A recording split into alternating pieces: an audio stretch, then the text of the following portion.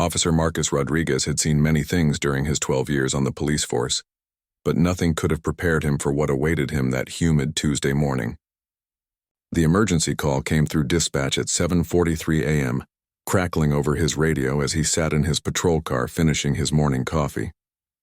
A neighbor had reported hearing what sounded like a child in distress from the rundown apartment complex on Maple Street. As Marcus pulled up to the weathered building, his canine partner Rex immediately became agitated in the back seat. The German Shepherd's keen senses were picking up something that made him whine and pace restlessly in his kennel. The building itself looked like it had seen better days decades ago. Paint peeled from the exterior walls like old scabs, and several windows were boarded up with plywood that had warped and split from years of weather exposure. Marcus approached apartment 2B, where the call had originated. Even before reaching the door, an overwhelming stench hit him like a physical wall. It was a mixture of rotting food, human waste, and something else he couldn't quite identify but that made his stomach turn. He knocked firmly on the door, announcing himself as police. The silence that followed was broken only by a faint whimpering sound from inside that made his blood run cold. When no one answered after several attempts, Marcus tried the door handle. It was unlocked, which struck him as odd given the neighborhood's reputation. As he pushed the door open just a crack, the smell became so intense that he had to step back and breathe through his mouth. Rex was now barking frantically, sensing something was seriously wrong inside the apartment. Marcus called out again, identifying himself as police and stating he was conducting a welfare check. This time, he heard what sounded like a child's voice, weak and barely audible, calling for help. Without hesitation, he pushed the door open wider and stepped into what could only be described as a living nightmare. The apartment was in complete chaos. Garbage was piled everywhere, creating narrow pathways between rooms. Empty food containers, dirty diapers, and unidentifiable debris covered every surface. The carpet was stained dark in multiple places, and the walls were smeared with what appeared to be food and other substances. Cockroaches scurried across the floor in broad daylight, completely unafraid of human presence. As Marcus made his way deeper into the apartment, following the sound of the child's voice, Rex remained close behind, his nose working overtime to process the overwhelming array of scents. The living room was barely recognizable as such, with furniture buried under piles of clothes, trash, and rotting food. The smell was so overpowering that Marcus had to pause several times to avoid becoming sick.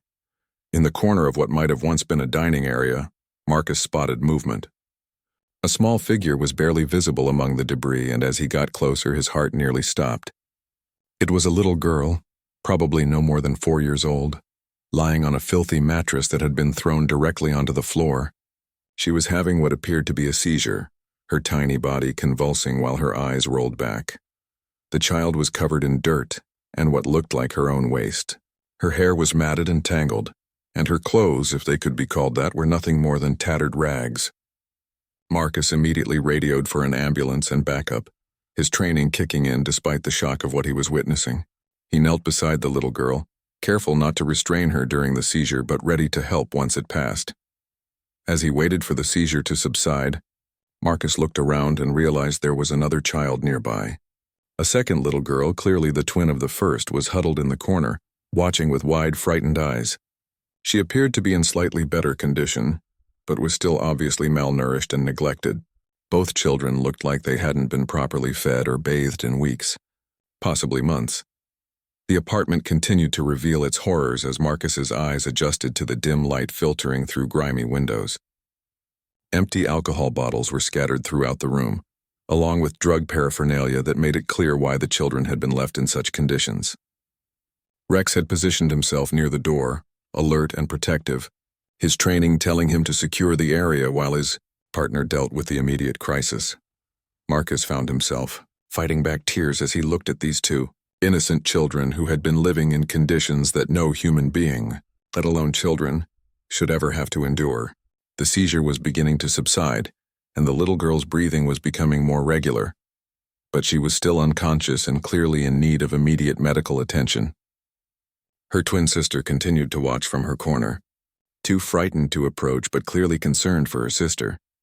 The sound of sirens in the distance told Marcus that help was on the way, but he knew that what he had discovered in this apartment would stay with him for the rest of his life. These children had been failed by every system that was supposed to protect them, and now their lives hung in the balance. As he gently stroked the unconscious child's forehead, whispering words of comfort he wasn't sure she could hear, Marcus made a silent promise that he would do everything in his power to ensure these little girls got the help they desperately needed.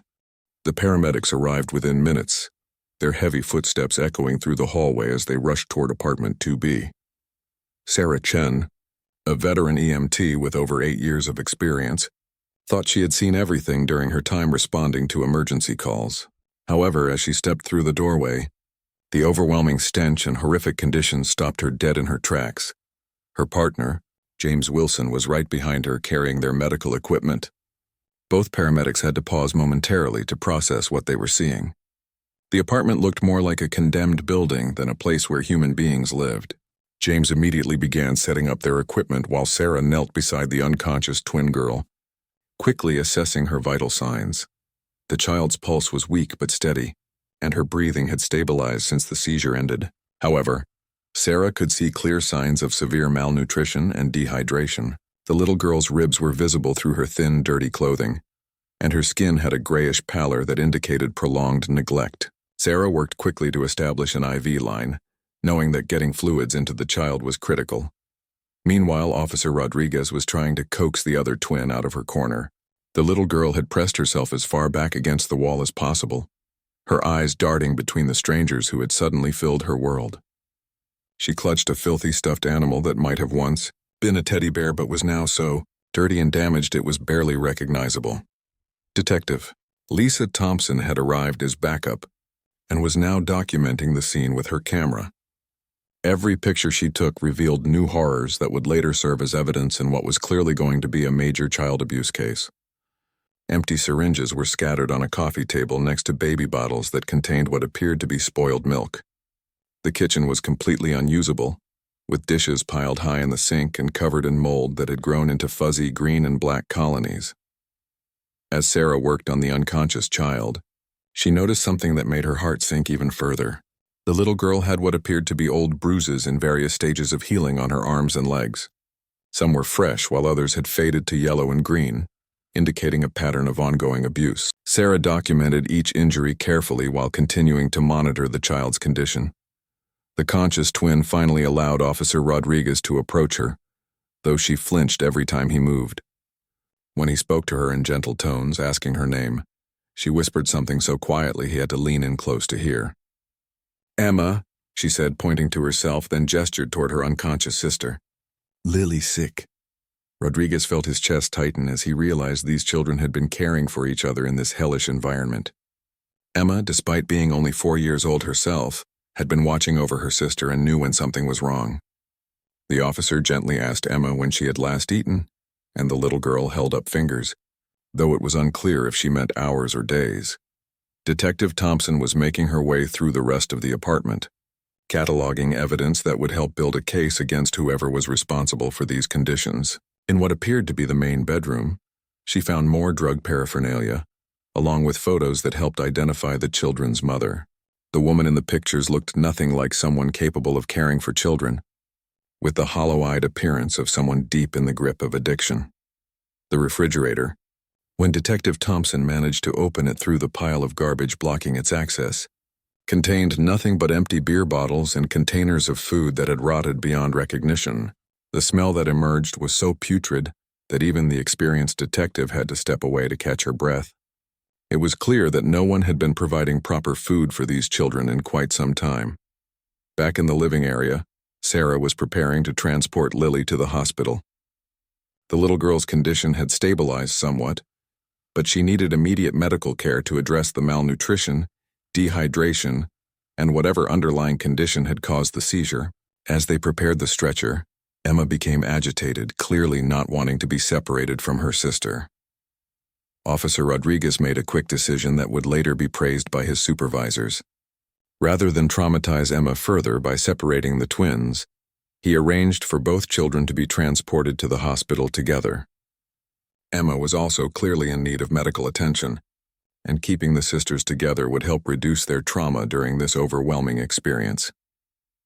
As the paramedics carefully lifted Lily onto the stretcher, Emma clutched her dirty teddy bear and stayed close to her sister's side. The sight of these two small children holding on to each other after surviving in such horrific conditions moved everyone present to tears. Rex, Officer Rodriguez's K-9 partner, seemed to sense the gravity of the situation and remained calm and protective throughout the entire ordeal. Child Protective Services had been contacted and were sending a social worker to meet the twins at the hospital. Detective Thompson continued photographing evidence that would later be crucial in prosecuting whoever was responsible for this neglect. She had already discovered several clues about the children's mother's whereabouts and was preparing to issue a warrant for her arrest. As the ambulance pulled away with the two little girls inside, Officer Rodriguez stood in the doorway of the apartment, looking back at the scene that would haunt him for years to come. He had answered thousands of calls during his career, but nothing had prepared him for the resilience and courage he had witnessed in these two small children, who had somehow survived in conditions that would challenge grown adults. At Children's Hospital, Dr. Patricia Williams was finishing her morning rounds when the emergency department called about incoming patients from a severe neglect case. As the head of pediatrics, she had treated many children from difficult situations, but the initial report from the paramedics made her gather her entire team to prepare for what sounded like an extreme case. When the ambulance doors opened, Dr. Williams got her first look at Emma and Lily. Even with her years of experience treating abused and neglected children, she was shocked by their condition. Both girls were severely underweight, with Emma appearing slightly better off only because she was conscious and alert. Lily remained unconscious, though her vital signs had improved during transport. The medical team immediately went to work, with Dr. Williams personally overseeing Lily's care, while her colleague Dr. Rodriguez examined Emma. Both children were rushed into separate examination rooms, though the staff made sure the rooms were adjacent so the twins could see each other through the open doorways. Emma refused to let go of her teddy bear and kept asking about her sister in her small, frightened voice. Dr. Williams was horrified by what the examination revealed. Lily showed signs of chronic malnutrition that suggested she had been underfed for months. Her blood work indicated severe vitamin deficiencies, dehydration, and evidence of a seizure disorder that had likely been left untreated. The bruises Sarah had noticed were indeed signs of physical abuse, and X-rays revealed an old fracture in Lily's arm that had healed improperly without medical attention. In the next room, Emma was undergoing her own examination. While she was in better condition than her twin, she also showed clear signs of malnutrition and neglect. Her growth was stunted for her age, and she had dental problems that indicated a lack of proper nutrition and hygiene. What struck Dr. Rodriguez most was Emma's unusual maturity for a 4-year-old. She answered questions about her sister's condition with knowledge that no child her age should possess. Social worker Maria Santos arrived at the hospital within an hour of the children's admission. She had been briefed about the case by Detective Thompson and was prepared for a difficult situation, but seeing the twins firsthand was still emotionally overwhelming. Maria had been working in child protection for 15 years and had learned to maintain professional composure, but these children touched something deep in her heart. Emma was the first to speak with Maria, though she remained suspicious and protective. When asked about her mother, Emma's eyes grew fearful, and she whispered that Mommy goes away for long times. Through gentle questioning, Maria learned that the children had been left alone in the apartment for days at a time, surviving on whatever food they could find and taking care of each other. The picture that emerged was heartbreaking. Emma described how she would try to feed Lily when her sister became weak, sharing crackers or bits of cereal she found in the apartment. She told Maria about the times when Lily would shake and fall down, not understanding that her sister was having seizures. Emma had learned to stay close to Lily during these episodes, somehow instinctively knowing not to leave her alone. Dr. Williams worked tirelessly to stabilize Lily's condition. The seizure had been caused by a combination of malnutrition, dehydration, and an underlying neurological condition that would require ongoing treatment. Blood tests revealed dangerously low levels of essential nutrients, and Lily was immediately started on carefully monitored nutrition therapy. The medical team had to be cautious about refeeding, as children who have been severely malnourished can suffer serious complications if nutrition is restored too quickly. Meanwhile, Detective Thompson had made significant progress in locating the children's mother. Jennifer Walsh, age 28, had been arrested 3 times in the past year for drug-related offenses. She was currently being sought on an outstanding warrant for possession with intent to distribute. Through interviews with neighbors and review of police records, a disturbing pattern emerged of a woman whose addiction had completely consumed her ability to care for her children. The neighbors' accounts painted a picture of gradual deterioration. Mrs. Rodriguez, who lived in the apartment next door, admitted she had heard the children crying at various times but had been afraid to get involved. She described seeing Jennifer coming and going at all hours, often appearing to be under the influence of drugs or alcohol. The building superintendent revealed that rent hadn't been paid in 3 months, and he had been planning to start eviction proceedings. Back at the hospital, a team of specialists was assembled to address the twins' various medical needs. Lily required immediate intervention for her seizure disorder, with neurologist Dr. Kim conducting tests to determine the extent of brain damage that might have resulted from the untreated condition. A nutritionist was brought in to develop a careful refeeding plan for both children, while a pediatric psychiatrist began assessing the psychological trauma they had endured. Emma showed remarkable strength and resilience, but she also displayed concerning behaviors that indicated the psychological impact of her experiences. She hoarded food that nurses offered her, hiding crackers and pieces of fruit in her hospital gown pockets. She remained hypervigilant, constantly watching the door and starting at unexpected sounds. Most heartbreaking was her insistence on checking on Lily every few minutes, as if she couldn't trust that adults would properly care for her sister. The hospital staff was deeply moved by the bond between the twins. Despite everything they had endured, Emma and Lily clearly loved and depended on each other.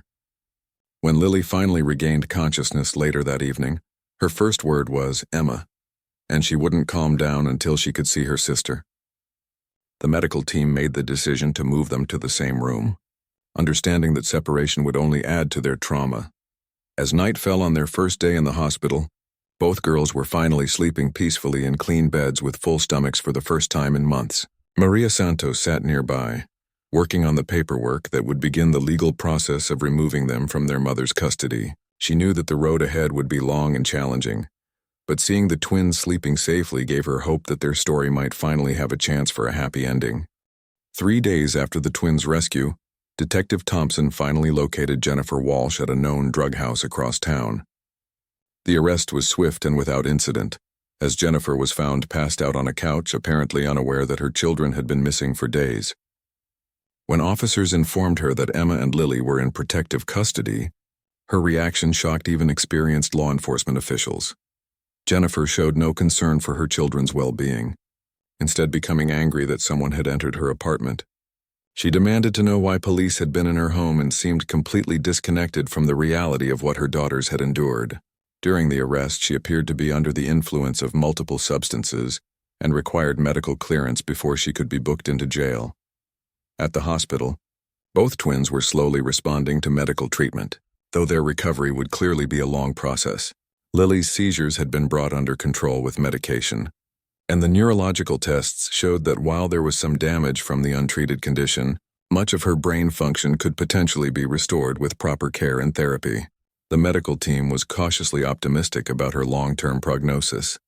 Emma continued to amaze the hospital staff with her resilience and protective instincts toward her sister. She had appointed herself as Lily's guardian, insisting on helping with her sister's care whenever possible. The nurses found Emma trying to feed Lily during meals, gently stroking her hair when she was upset, and even attempting to give her medication. It was clear that Emma had been functioning as a caregiver for far longer than any 4-year-old should. Child psychologist Dr. Rachel Green began working with both children to assess the psychological impact of their experiences. Emma displayed signs of parentification, a condition where children are forced to take on adult responsibilities beyond their developmental capacity. She showed anxiety when separated from Lily, and difficulty trusting adults to care for them properly. The trauma had clearly affected her emotional development, though she also demonstrated remarkable strength and adaptive capabilities. Lily's psychological assessment was more challenging due to her medical condition and younger developmental stage. However, Dr. Green observed that despite everything she had endured, Lily showed appropriate attachment to her sister and was beginning to respond positively to consistent care and attention from the hospital staff. Both children would need extensive therapy to help them process their experiences and learn to trust others. Meanwhile, the legal proceedings against Jennifer Walsh were moving forward rapidly. The district attorney's office was preparing charges that included child endangerment, child abuse, and criminal neglect. The evidence from the apartment, combined with medical reports documenting the children's condition, made for a compelling case that would likely result in significant prison time and permanent loss of parental rights. Maria Santos was working diligently to find appropriate placement for the twins. Given their special bond and shared trauma, she was determined to keep them together, which made finding suitable foster care more challenging.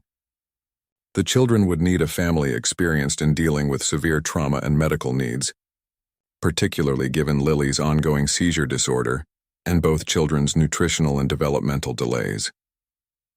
The story of Emma and Lily's rescue had begun to spread throughout the community, generating an outpouring of support from local residents, businesses, and organizations.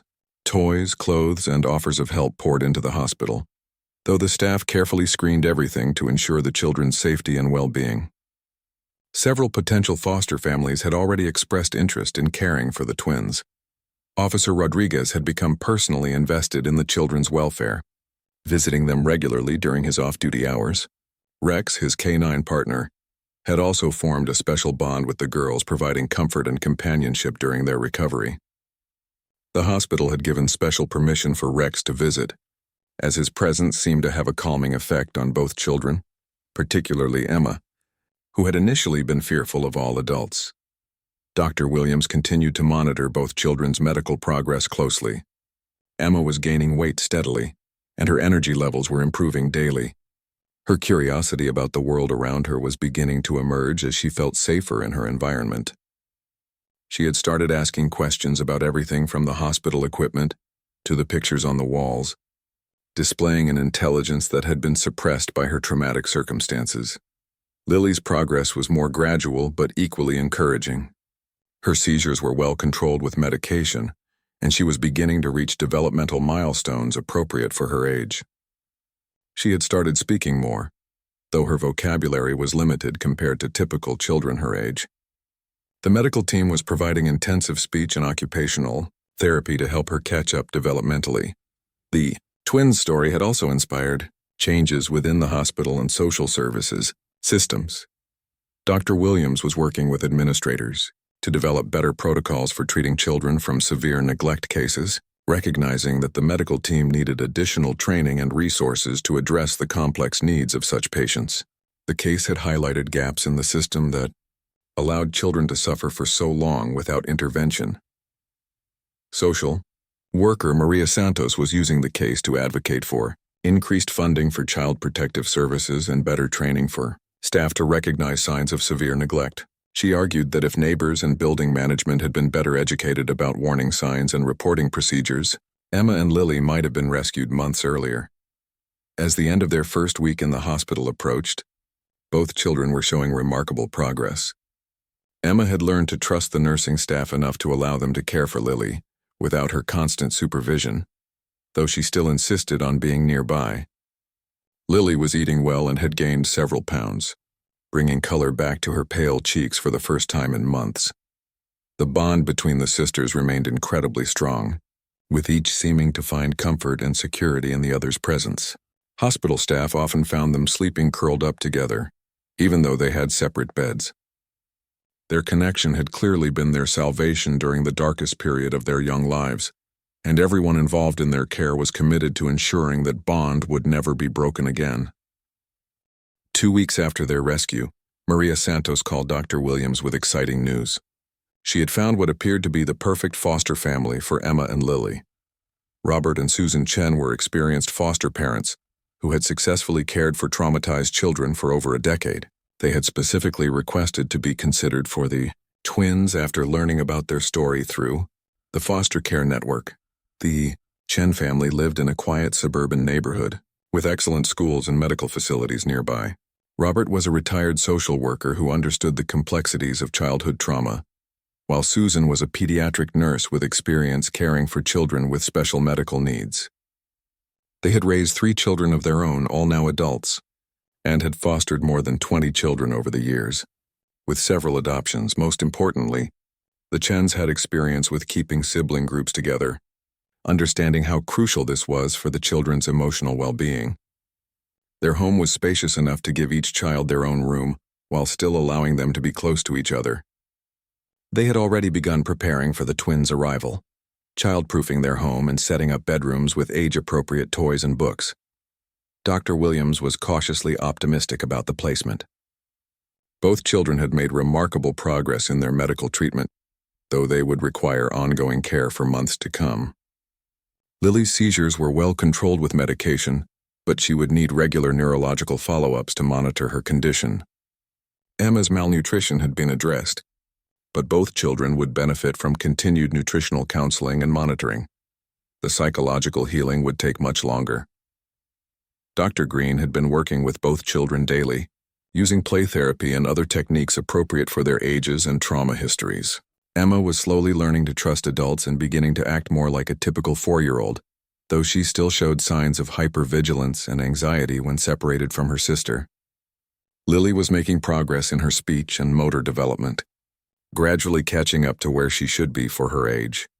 Before the twins could be placed with the Chen family, there were several important steps that needed to be completed. A team meeting was scheduled with all the professionals involved in their care to develop a comprehensive transition plan. This included medical specialists, therapists, social workers, and the prospective foster parents, all working together to ensure the children's needs would be met in their new home. Officer Rodriguez attended the meeting, having maintained his connection to the children throughout their recovery. He had become something of a father figure to both girls, and they always brightened when he visited with Rex. The Chen family was impressed by his dedication and asked if he would be willing to continue visiting the children during their transition, providing stability and continuity during this major change. The transition plan was carefully crafted to minimize trauma for the twins. Rather than an abrupt move from the hospital to their new home, the process would be gradual. The Chen family would visit the children at the hospital first, allowing them to become familiar with their new caregivers in the safe environment where they had been recovering. Once the children seemed comfortable, there would be short visits to the Chen home before the permanent placement. Susan Chen's first meeting with Emma and Lily was emotional for everyone involved. Her experience as a pediatric nurse helped her connect quickly with both children, and she intuitively understood their need for gentle, patient care. Emma was initially suspicious, as she had been with all new adults, but Susan's calm demeanor and obvious genuine care for both children gradually won her over. Lily responded even more quickly to Susan's nurturing presence. Perhaps sensing the maternal care she had been missing, Lily allowed Susan to hold her and even fell asleep in her arms during their second visit. Robert connected with Emma through his patient willingness to play simple games and read stories, never pushing for more interaction than she was comfortable with. The legal proceedings against Jennifer Walsh were also progressing. She had been formally charged with multiple counts of child endangerment and abuse, and the evidence against her was overwhelming. Her attorney was encouraging her to accept a plea deal that would include a lengthy prison sentence and permanent termination of her parental rights, clearing the way for the twins to be adopted by the Chen family if the placement proved successful. Jennifer's reaction to losing her children permanently was complicated. During court appearances, she alternated between appearing indifferent and becoming emotional, though her emotion seemed more focused on self-pity than genuine concern for Emma and Lily's welfare. The judge handling the case was clear that public safety and the children's best interests were the only considerations that mattered. Meanwhile, the community support for the twins continued to grow. Local businesses had donated clothes, toys, and even college funds for both girls. A group of teachers from the elementary school in the Chen's neighborhood had volunteered to provide additional tutoring and support once the children were enrolled in school. The overwhelming response demonstrated how deeply the twins' story had touched people's hearts. Dr. Williams was working with the Chen family and the children's new pediatrician to ensure a smooth transition of medical care. All of Lily's neurological records were being transferred, and appointments were scheduled with specialists near their new home. Emma's nutritional progress would continue to be monitored, and both children would receive ongoing developmental assessments to track their recovery. The hospital staff had grown deeply attached to both children during their extended stay. Nurses who had cared for them around the clock found it difficult to say goodbye, though they were thrilled that Emma and Lily were getting the chance for a normal, loving home life. A small farewell party was planned for their last day at the hospital, with cake and presents from the staff who had become like family to them. As the transition date approached, both children seemed to sense that a major change was coming. Emma asked many questions about their new home and family, displaying the intelligence and curiosity that were now flourishing in her safe environment. Lily had started calling Susan Mama. Susan, a development that brought tears to everyone's eyes and confirmed that the placement was already taking root in the children's hearts. The transformation in both children, since their rescue, was remarkable. Where once there had been frightened, malnourished little girls clinging to each other for survival, there were now two children beginning to bloom with proper care and love. Their journey was far from over, but the foundation for healing and growth had been firmly established. 6 months later, the transformation in Emma and Lily's lives was nothing short of miraculous. The Chen family home had become a place of healing, laughter, and love, where two little girls who had once fought for survival were now thriving in ways that amazed everyone who knew their story. The transition had not been without challenges, but the patience and dedication of their foster family had created an environment where true healing could begin. Emma had blossomed into a confident, curious child who was catching up rapidly in her development. Her intelligence, which had been suppressed by trauma and neglect, now shone brightly as she asked endless questions about everything around her. She had started preschool and was already showing academic promise, though she still required additional support to address the educational gaps from her early years. The little girl who had once hoarded food and remained hyper-vigilant was now learning to trust that her needs would be met.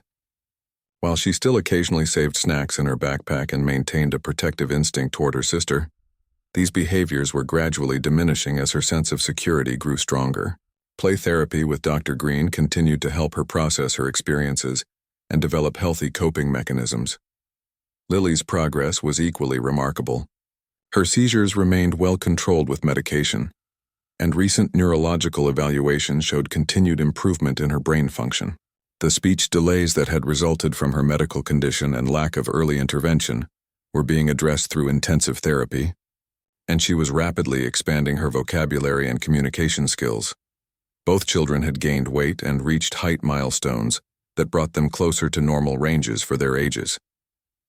Their physical health had been restored through proper nutrition, medical care, and the security of knowing they would never go hungry again. Regular checkups showed that the long-term effects of their early malnutrition were minimal, thanks to their young ages and the comprehensive care they had received. The Chen family had officially begun adoption proceedings, with both Emma and Lily enthusiastically participating in age-appropriate discussions about becoming permanent members of the family. Emma understood that this meant she and Lily would never have to leave, while Lily simply knew that Robert and Susan were now Daddy and Mommy, and that this was their forever home. Officer Rodriguez remained a constant presence in the children's lives, visiting regularly and maintaining the special bond he had formed with them during their rescue. Rex had become an unofficial therapy dog for both girls, and his visits were always met with excitement and joy. The police department had even arranged for the children to visit the station, where they were honorary officers for a day and got to sit in patrol cars and meet other K-9 units. Jennifer Walsh had been sentenced to 12 years in prison after pleading guilty to multiple charges of child endangerment and abuse. The termination of her parental rights had been finalized, legally clearing the way for the adoption to proceed. She had not requested any contact with her daughters, and all parties agreed that maintaining distance was in the children's best interests, given their progress and stability. The legal proceedings had also led to significant changes in the apartment complex where the twins had been found. New management had implemented regular welfare checks and maintenance inspections, while the building had been extensively renovated to ensure safe living conditions for all residents. The case had sparked community-wide discussions about recognizing and reporting signs of child neglect. Dr. Williams had used the twins' case to successfully advocate for additional resources at the hospital for treating severely neglected children. A new protocol was implemented that included immediate psychological evaluation, alongside medical treatment, ensuring that the emotional needs of such children would be addressed from the moment they arrived for care. The case had become a training example for medical students and residents. The community support that had begun during the children's hospitalization continued to grow. A scholarship fund established in Emma and Lily's names had raised enough money to support their education through college. Local businesses continued to donate items for their care, and several families in their neighborhood had formed a support network to help the Chen family with the ongoing challenges of raising children who had experienced severe trauma. Both children were now attending regular preschool classes, though with additional support services to address their unique needs. Emma showed particular aptitude for mathematics and reading, while Lily demonstrated artistic talents and a love of music. Their teachers reported that while both children occasionally showed signs of their difficult past, they were resilient, kind, and eager to learn. The bond between the sisters remained incredibly strong, though it had evolved from desperate codependency to healthy sibling attachment.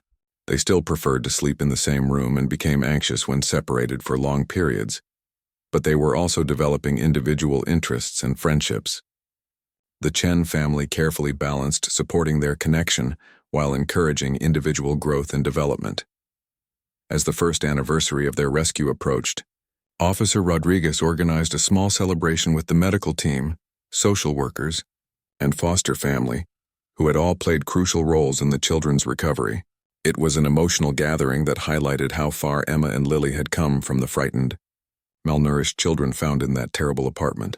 Dr. Green's final evaluation before closing their case noted that, while both children would likely carry some effects from their early trauma throughout their lives, they had developed remarkable resilience and coping skills.